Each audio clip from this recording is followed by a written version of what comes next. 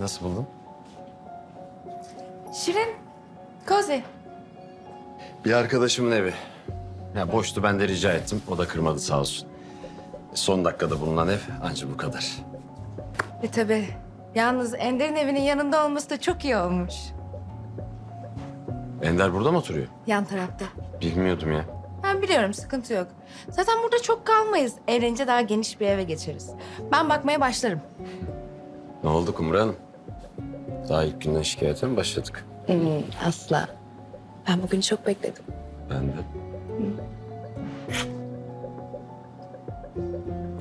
Yalnız Yıldız'ın suratı gözümün önünden gitmiyor. Of. Yapacak bir şey yok. Bizimle uğraşmadan önce düşünecekti. Bir de şu babanın suratını bir görsem. O zaman tam olacak. Çağatay dur. Lütfen. Ya bir saat şöyle huzurlu bir şekilde vakit geçirelim. Lütfen.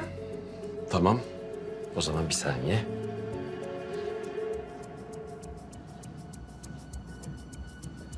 Sana günün son sürprizini vermek istiyorum.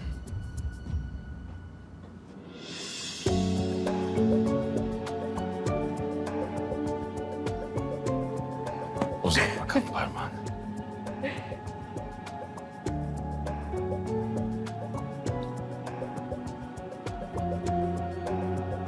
Bunu artık buradan kimse çıkartamaz.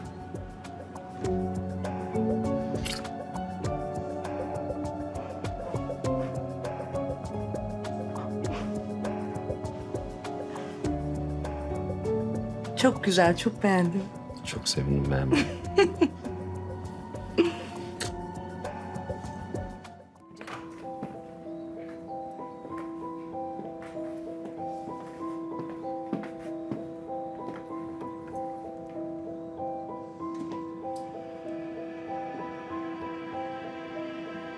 Haber yayıldı mı acaba?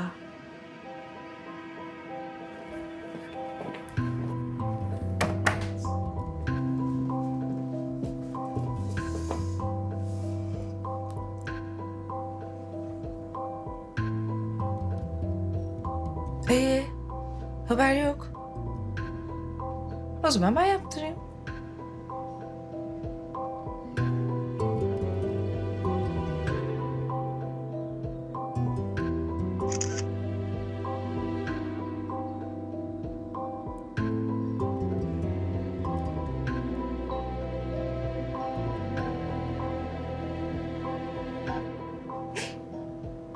Ups. Yanlışlıkla oldu. Aa, inanmıyorum. Şaka mı bu? Bakar mısın? Ne oldu? Sosyetik güzel Kumru Yıldırım'ın paylaştığı fotoğraf sosyal medyada gündem oldu.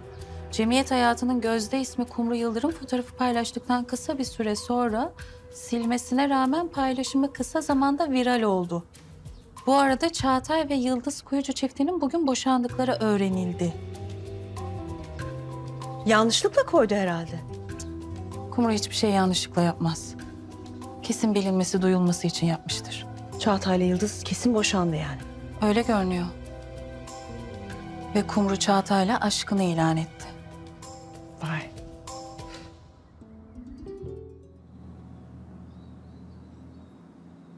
Canım.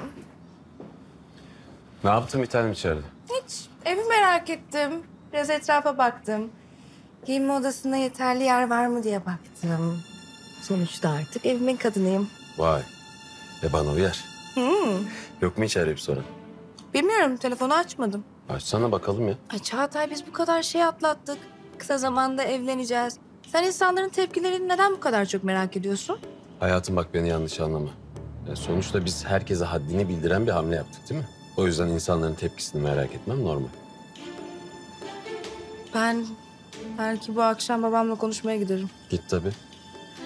Git ama öyle kırmızı halılarla karşılanacağını zannetme. Çağatay, ben onun tek çocuğuyum. Ne yapacak, beni görmeyecek mi? Kızacak, sinirlenecek, küsecek belki ama sonra affedecek. Affedecek tabii. Ama zamanla anca. Olsun.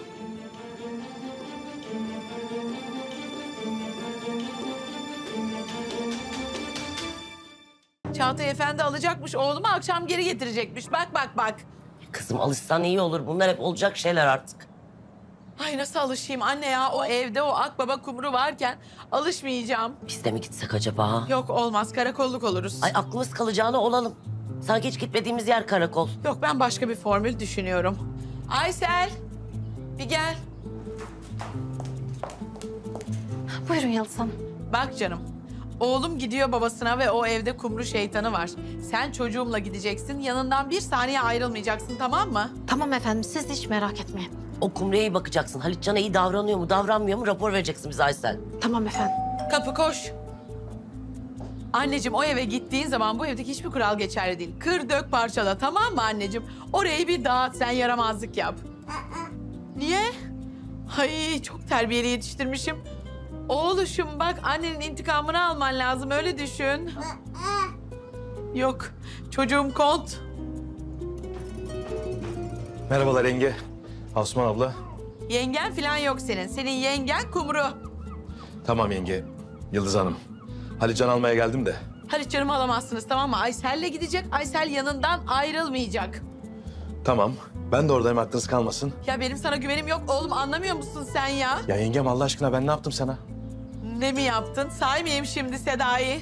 Zaten çantayın çevresindeki herkese uyuzum. Beni delirtmeyin, tamam mı? Çocuğum zamanında eve gelecek. Akşam yemeğinde burada. Tamam. Anneciğim, hadi gidiyorsun Aysel ablanla oynamaya, hadi. Ama baban orada. Hadi gel. Hadi gel. Aranız iyi mi kumruyla? Hadi görüşürüz. Hadi anneciğim. Telefonumu bırak girişe Aysel giderken. Ay. Halit'in mezarına gidip özür dileyeceğim. Nasıl yazdırdık biz o ismi nüfus kağıdına?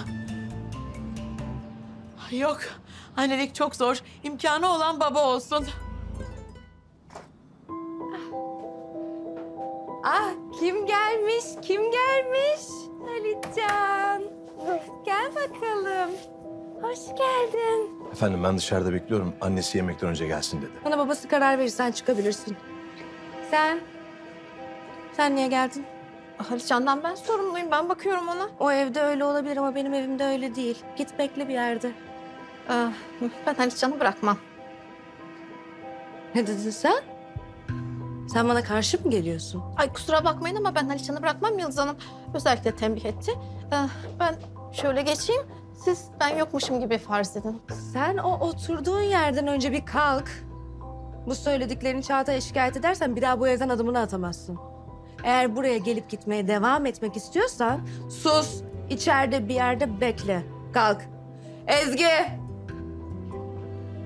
Neydi senin ismin? Aysel. Buyurun Kumru Hanım.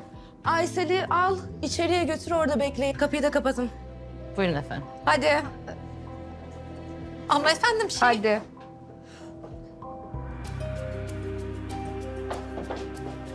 Gel canım. Gel bakalım. Bu ne böyle ya? Babana söyleyelim bir tane İngiliz zarı tutsun sana. Biz de kurtulalım Aysel'den değil mi? Bence de. Zaten salağın teki. Gel bakalım. Bak baba buradan gelecek biliyor musun?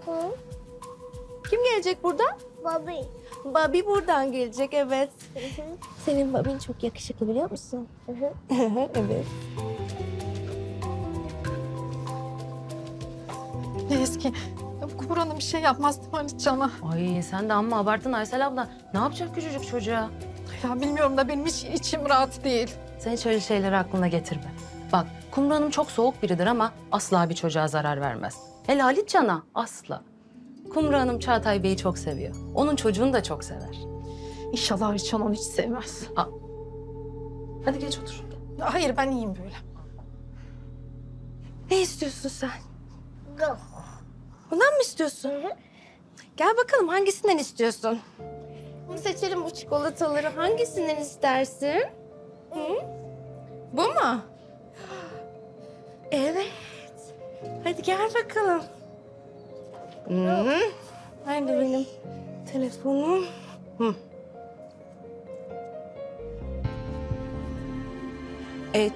Ama bir teşekkür öpücüğü hak ettim bence.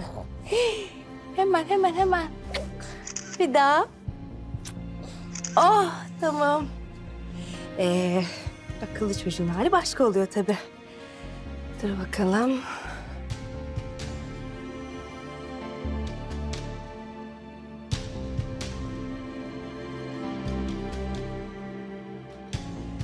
Şimdi görsünler bakalım. Geç şimdi. Ha. Hadi bakalım afiyet olsun. Hı. Açamadın mı? Annen tabii sana bunları öğretemiyor değil mi? Köylü, normaldir.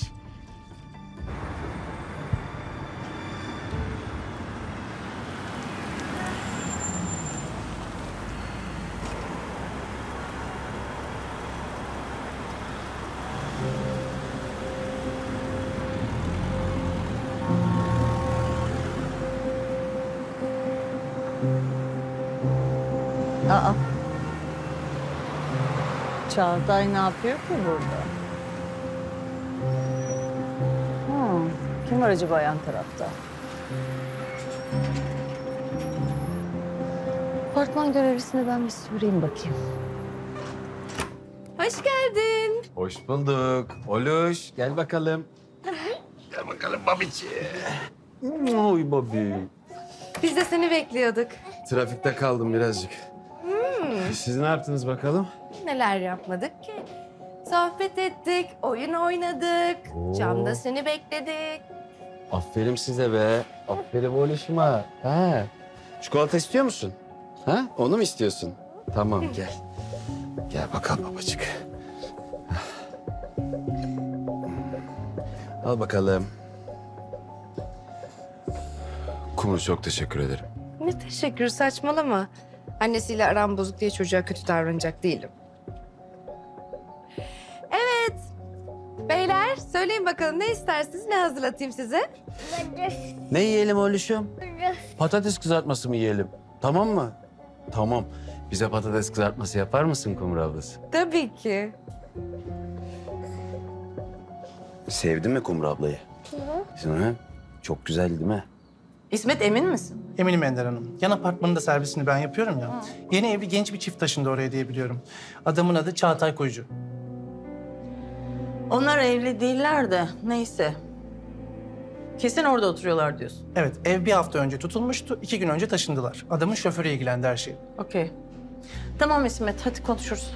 Hadi.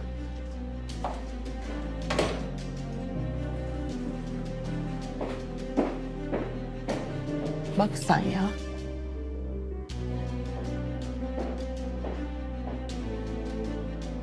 Alo. Yıldız. Efendim Endo. Nasılsın?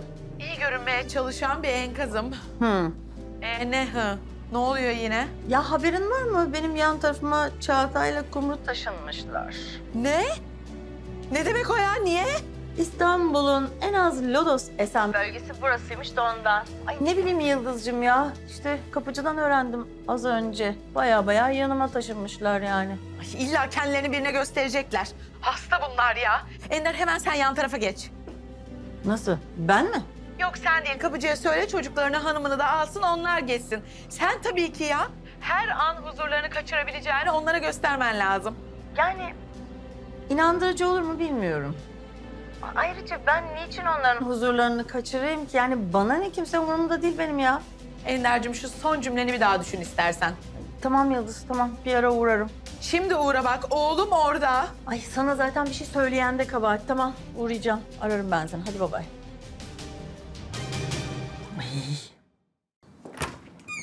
Merhaba. Ha merhaba canım. Kumru ile Çağatay evdeler mi? İçerideler efendim. Öyle mi? Çok mersi. Hello. Ender. Ayol komşu olmuşuz hiç söylemiyorsunuz. Ben de elim boş geldim. Allah'tan son dakika bir güzel çiçek buldum da al canım. Neyse bir dahakine kesinlikle ev hediyemi alıp geleceğim. Hello Halitcan. Sen bizim burada olduğumuzu nasıl öğrendin? Ay nasıl öğrendim biliyor musun? Şirketten geldim eve gireceğim. Abi baktım sen kapıdan içeri giriyorsun. Gittim apartman görevlisine sordum dedim. Hayırdır buraya taşındılar dedi. Öyle öğrendim yani. Ama kalıcı değiliz. Evlenince başka bir eve geçeceğiz. Yani anlayacağın kısa bir süre için komşuyuz evet. Okey. Bu arada çocuklar sizi tebrik ediyorum. Yani magazinden öğrendim. Arayacaktım da hiç fırsatım olmadı. Magazinden önce sen Yıldız'la konuşmuşsundur. Hayatım Yıldız'dan önce ben babanla konuştum zaten. Bence Halitcan'ın yanında böyle negatif olaylardan bahsetmeyin. Tamam. Biz içeri geçelim siz rahat rahat konuşun. Ay Allah rahatınızı da bozdum ama Halitcan, bye bye. Hello bye bye, hello bye bye. Yıldız mı babam mı? Hangisi seni yolladı buraya? Kumrucuğum aşk olsun. Ben tamamıyla kendi isteğimle geldim. Bir şey söyleyeyim mi? Sizin ilişkiniz beni hiç ama hiç ilgilendirmiyor Kumrucuğum. Madem siz her şeyi göze aldınız ve böyle bir karar verdiniz, birlikte olmaya karar verdiniz. O zaman sizin için mutluluk dilemekten başka yapabileceğim hiçbir şey yok, öyle değil mi? Peki babamla nasıl gidiyor? Yeniden yakınlaşmaya başlamışsınız galiba. Yani görüşüyoruz. Yani bu seferki daha sakin. Hala birbirimizi tanıma aşaması devam ediyor. Öyle mi? Hı hı. O zaman birbirinizi tanıma aşamasındayken bana yaptığı haksızlığa da dikkat çekersen sevinirim. Tabii sen merak etme canım. Konuşurum, no problem. Zaten o bana kıyamaz. Yani benim derdim öfkesinin bir an önce dinmesi ve normal hayatımıza geri dönmek. Evlenirken babamı yanımda istiyorum. Evlilik kesin yani ha? Nice.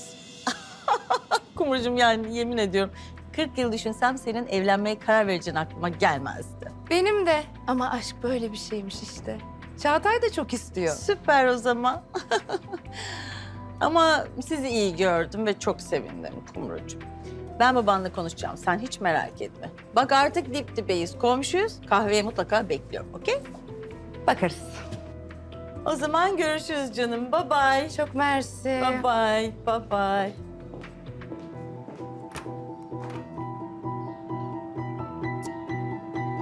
Bu ne ya böyle? Yani bu influencer tripleri ne olacak bunun? Hiç kimseyi etkileyememesine rağmen salak salak tavsiyeler veriyor. Like mı satın alıyor? Ne yapıyor? Bu kızın yeni olayı bu mu? Kızım seni kudurtmaya çalışıyor. Sen de biraz görmezden gel. Hani nasıl görmezden geleyim ya? Kendi ebatları belli olsun diye benim küçük masum yavrumu almış yanına. Sanki referans cisim gibi poz veriyor. Ha işte ben de iyi bir insanım imajı vermeye çalışıyor aklı sıra. Ben ona gösteririm o imajı. Nereye gidiyorsun Yıldız? Üvey anne dehşetini engelleyip çocuğumu alacağım onun elinden. Yıldız'cığım biraz sakin olur musun? Şu an olay yaratmanın ne yeri ne de zamanı. Anneciğim zaman mekan düşünecek halim yok benim, tamam mı? Zaten nefret ediyorum hepsinden. Gidip saatinde getirmediğimiz çocuğumu falan gibi bir bahaneyle alacağım oğlumu. İyi git. Ay, bitmedi derdimiz. Ne kumruymuş be.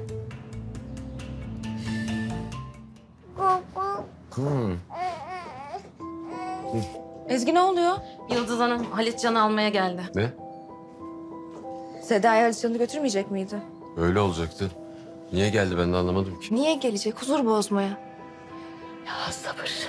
Çağatay şu kadına söyle elini kolunu sallayarak buraya gelemez. Hayır yani senin de çocuğunla vakit geçirmeye hakkın var. Doğru söylüyorsun. Gel canım. Gel bak bakalım. Yıldız ne oluyor? Oğlumu almaya geldim. Seda'yı getirecekti zaten. Bu acele ne? Bana bak, o içeridekine söyle haddini bilsin. Benim oğlumu reklam malzemesi yapamaz. Ne? Boy boy fotoğraflarını koymuş çocuğumun sosyal medyasına. Beni delirtmeyin. Çocuğun başına dur. Haberim yok böyle bir şeyden benim ya. Benim oğlumun fotoğrafını hiçbir sosyal medya hesabına koyamaz. Yıldız bu sefer sorun ne? Senin varlığın. Yıldız saçmalama lütfen. Çağatay bırak konuşsun. Rahatlasın belki o zaman yakamızdan düşer. Bana bak, eğer benim çocuğumun fotoğrafını herhangi bir sosyal medya hesabına koyarsan, benim oğlumu kullanırsan vallahi sana dava açarım, sevgiline de açarım. Abartmaya bayılıyorsun değil mi? Bence sen sahne sanatlarına yönel. Ben daha çok dövüş sporlarına yazılırım diye düşünüyordum. Aysel, çocuğumu getir. Anneciğim gel hayatım. Aşkım. Yıldız bak. Şimdi çocuk var diye susuyorum. Ama sonra konuşacağız seninle. Avukatımı ara.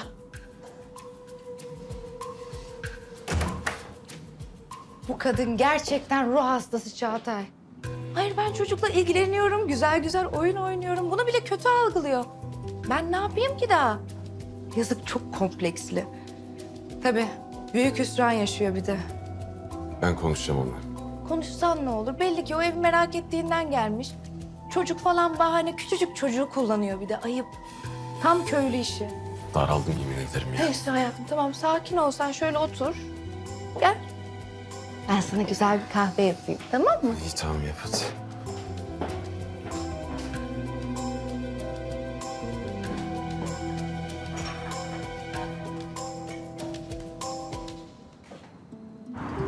Aysel ne dedim ben sana? Yıldız Hanım, vallahi billahi ben çok direndim. Yahu Kumru'nun çocuğumla bir canlı yayın yapmadığı kaldı. Beni zorla ve tehditle diğer odaya kapattı. Şeytana bak bir de seni odaya kapatıyor. Ama ben boş durmadım. Arada bir Ezgi'den rapor aldım. Çok iyi davranmış Halitcan'a. Halitcan da onu çok sevmiş. Aysel sen benim silahımı getir ama beni vur. Ya böyle şey denir mi ya? Sen dost musun, düşman mısın? Ha yok efendim, olur mu öyle şey? Ben sırf siz böyle içiniz gönlünüz rahat olsun diye söyledim. Olur mu o kadın hakkında? Of. Mesaj geldi. Aysel telefonuma bak. Emir'den efendim. Ne diyor? Bacım, Caner'le seni dışarı çıkarıyoruz. İtiraz etmek yok. Senin de eğlenmen lazım. Aysel'cim sen Türk değil misin? Niye okuyamıyorsun? Ay of ben ne güzel evde bunalım takılacaktım. Nasıl ekeceğim şimdi bunları? Ha, gidin lütfen Yıldız Hanım. Böyle hep evde üzerekten olmaz. Sizin de eğlenmeye ihtiyacınız var. Of. Ay zaten peşimi bırakmazlar. Zorla çıkarırlar beni. Çiçek olarak pampazotunu düşündüm. Öyle diğer düğünlerdeki gibi gül, orkide, lilyum olmasın dedim. Aa, kesinlikle. Herkesinkinden farklı olsun. Hem elegan hem cool olsun. Her detayıyla beni yansıtsın istiyorum. Sen hiç merak etme Kumrucuğum. Kapıdan içeri girenin ağzının açık kalacağı bir gece olacak. Şahane. Bu arada davetiyeler bugün dağıtıma çıkıyor. Son bir kez kontrol et istersen. Kim? Wow. Acayip cool olmuş. Zarfların üstüne mini pampasotları ve yeşil kurdele olacak.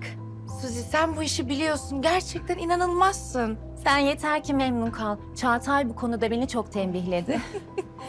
Kumru ne isterse olsun bana bile sorma dedi. Laf aramızda çok seviliyorsun. Biliyorum. Masa düzenine bakalım mı? Bakalım. Hadi. Zaten ben kişi sayısını minimumda tutmak istiyorum. Sadece çok yakınlarım gelecek. Aksi takdirde düğünü stadyumda yapmamız gerekir. Bak ne diyeceğim. Gel bu anı ölümsüzleştirelim. Tamam, hemen.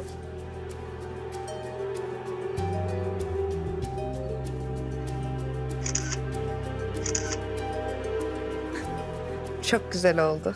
Teşekkürler.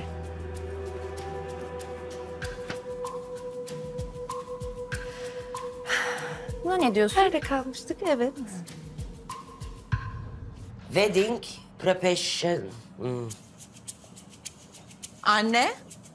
Kimi stalkluyorsun sen? Ne diyorsun anlamıyorum. Yani kimi gözetliyorsun demek istiyorum. Stalk nedir biliyorum ben. Rastlantısal insan profilleri üzerinde veri akışının alan çalışmasını yapıyorum. Bravo anneciğim de. Kumru'ya bakıyorsun diye anladım ben. Evet Yıldız yine İngilizce bir şeyler yazmış bu hasbam. Anlamıyorum ne diyor? Anneciğim ben sana açıklayayım. Wedding preparations diyor. Yani düğün hazırlıkları. Hemen mi evleniyor bunlar? Durmadan zaten fotoğraf paylaşıyor zilli sinir oluyorum. Ben sinir olmuyorum. Bu güzel günü mahvetmeyeceğim. Ben gök mavisi giymişim. Hava mis gibi. Tam vefat etmelik. Ağzından yel alsın kızım be. Ay.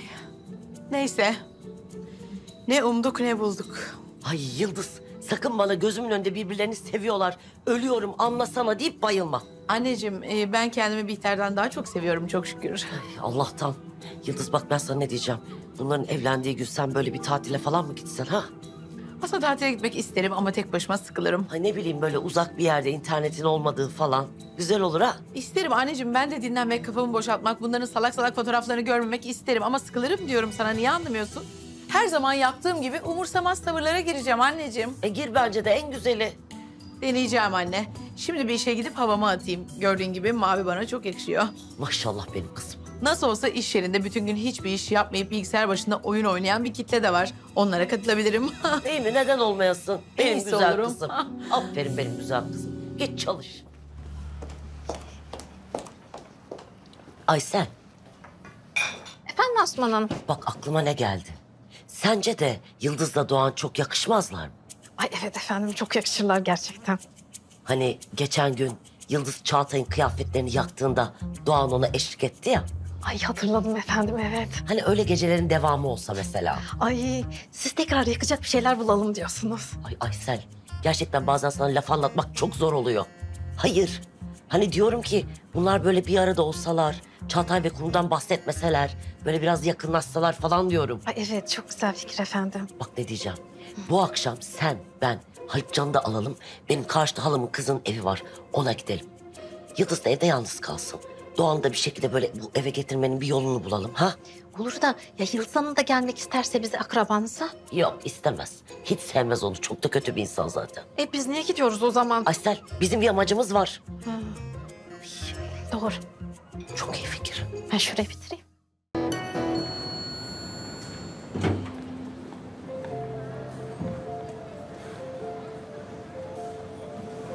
Günaydın. Ay, günaydın Doğan Bey. Daha iyisin değil mi? Evet, serumlar ve ilaçlar sayesinde daha iyi oldum. Vallahi size ne kadar teşekkür etsem az. Ne demek, rica ederim. Benim yüzümden işleriniz aksamadı inşallah. Hiç öyle bir şey olmadı.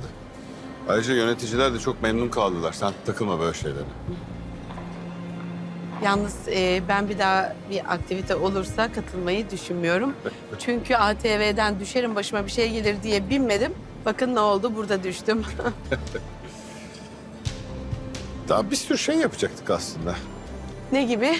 Bir sonraki kaynaştırma toplantısına at binme yaparız diye düşünmüştüm. Çay partisi olsa o ya da doğada yürüyüşe ne dersiniz? Öyle olursa gelirim, yoksa gelmem. Şaka yapıyorum. Eğer sen geleceksen daha sakin bir toplantı yaparız. Ay teşekkürler. Hadi helikopter bizi bekliyor. Bir saate evde olursun. Daha iyi dinlenmiş olursun. Hoş geldiniz efendim. Hoş bulduk Ays. Alayım efendim. Kızım hoş geldin. Hoş bulduk anneciğim. Anlat neler oldu ha? Nasıl geçti anlat. Yani neyini anlatayım ki? Saunada kilitli kalıp bayıldım. Sonra bulundum neyse ki. Ha, anladım. Ayrıntıları geç. Sonra ne oldu? Anneciğim neredeyse ölümden döndüm diyorum. Daha neyi bilmek istiyorsun? Dönmüşsün işte kızım. Kanlı canlı karşımdasın maşallah. Nasıl geçti anlat sonra. Ha, sen şeyi merak ediyorsun. Şöyle anlatayım. Sonrası rüya gibiydi. Deme. Bütün odayı orkidelerle donatmış. Beyaz. Ben dedim nasıl beyaz mıydı? Siyah beyaz. Çünkü Doğan Beşiktaşlıymış. Olsun o da olur. Sonra? Sonra bir sürü paket gördüm odada. Rengarenk. Şaka. Böyle küçük boy, büyük boy bir sürü hediye paketi vardı. Önce küçüklerden başlasaydın açmaya. Onlar içinde pahada değerde büyük şeyler vardır çünkü. Açtım merak etme, kocaman bir şey çıktı. Tek taş. Yani Beyoncé'ninkini hayal et, öyle bir şey. Ay kalbim bir şeyler oluyor bana. Onu 3'le çarp. Şaka yapmıyorsun. Göktaşı gibi bir şey. Evet. Sonra o göktaşı bir anda benim kafama sen düş ben uyan. Bitti orada da. Sen benimle dalga mı geçiyorsun? Anne ne yapayım dalga geçmeyip? Ne anlatmamı bekliyorsun Allah aşkına? Ne umuyorsun yani anlamıyorum ki senin bu hayal gücün bitmek bilmiyor. Anneye böyle şaka yapılmaz. Ay sen sıradan bir anne değilsin. Alışıksın böyle şeylere. Sinirlerimi hoplattın yine Yıldız. Nefes almam lazım. Ben yürüyüşe çıkıyorum. Ay kocasız duramıyorum bu anneyle. Kumru Hanım. Yıldız evde mi? Evde ama ben bir dakika sorayım. Senin bir şey sormana gerek yok. Kumru Hanım.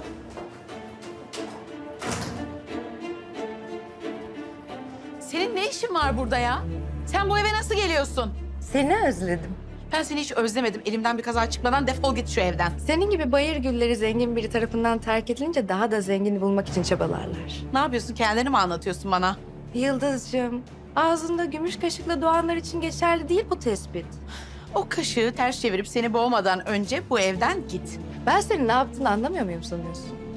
Benim babam seni ne yapsın? Hayır hiç mi kafan çalışmıyor? Git bir aynaya bak. Sen kendini koskoca Doğan Yıldırım'ın yanına yakıştırıyor musun? Ay amma korkmuşsun ya. Benim babam sadece sana acır. Bunu sakın unutma. Sen benim babamın merhamet edeceği birisin. Hepsi bu. Ha, beni kızdırmak için bir iki kere gülümser belki sana. Ama işi bittikten sonra da bir kenara atar.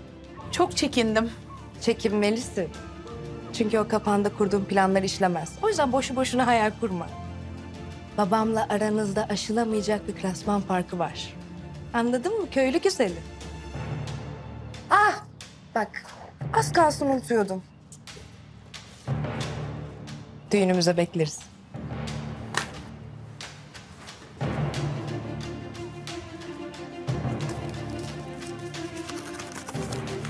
Üstüne kendi kumru tüylerini takmış.